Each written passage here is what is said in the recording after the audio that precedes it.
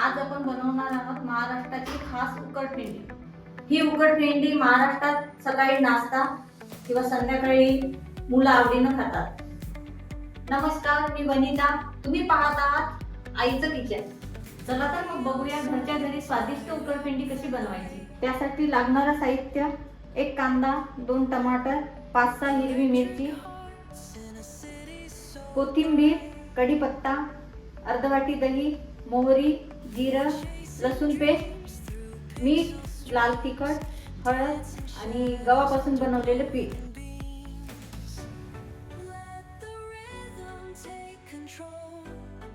सर्वात आधी आपण तेल टाकूया। तेल थोडं उकडपेंडीला जास्तच वापरायचं आहे।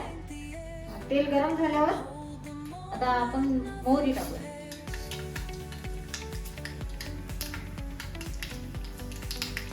नंतर जिरे, अर्धा चमच जिरे आणि कढीपत्ता। नंतर आपण कांदा घालूया। कांदा आपण थोडा लांब लांबी कापून घेतलेला आहे आणि आता आपण चांगला तांबूस येईपर्यंत याला परतून घेऊया। आपण बारीक चिरलेली मिरची टाकूया।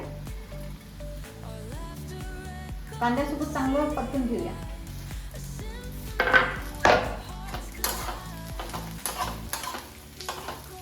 आता आपण अर्धा चमच लसूण पेस्ट घालूया।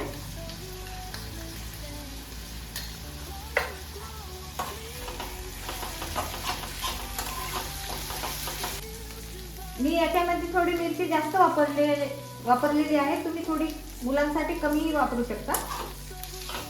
कांदा चांगला व्यवस्थित झालेला आहे तांबूस। आता आपण हळद घालूया।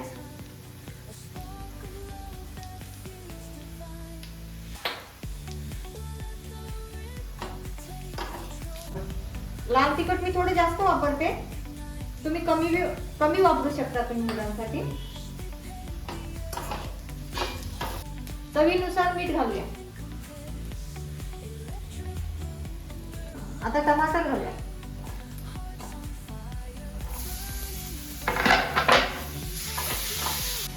आता छान परतून घेऊया।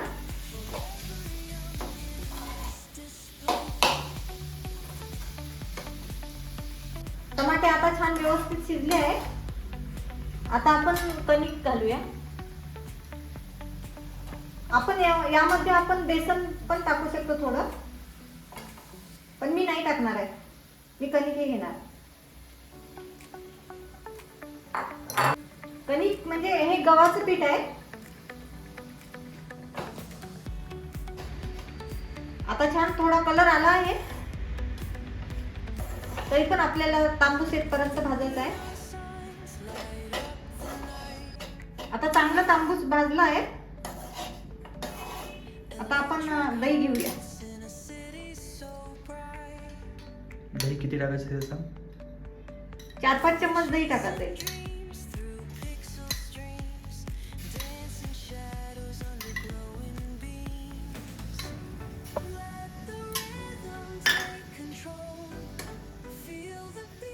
आणि चांगलं आपण परतून घेऊया।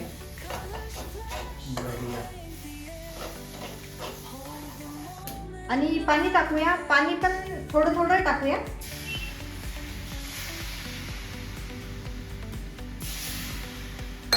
कुणाला आसट आवडते, कुणाला मोकळी आवडते। थोडी मोकळी चांगली लागते, पण आसटही बनवू शकता।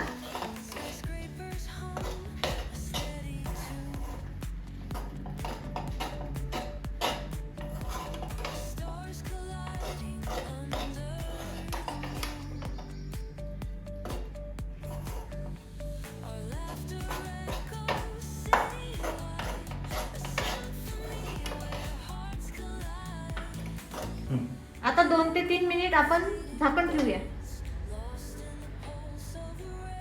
आता आपली उकडपेंडी छान शिजलेली आहे।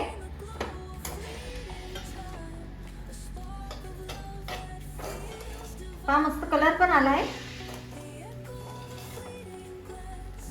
आता आपण कोथिंबीर घालून घेऊया। आणि आता अशा प्रकारे आपली तयार आहे स्वादिष्ट उकडपेंडी। मस्त वाटतं.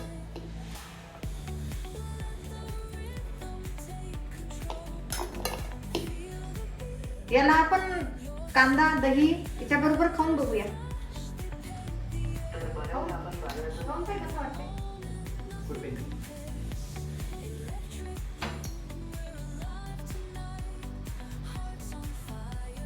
खूप मस्त बनते. एकदम लहानपणीची आठवण. जर तुम्हाला रेसिपी आवडली असेल तर लाईक आणि शेअर करा आणि अशाच घरगुती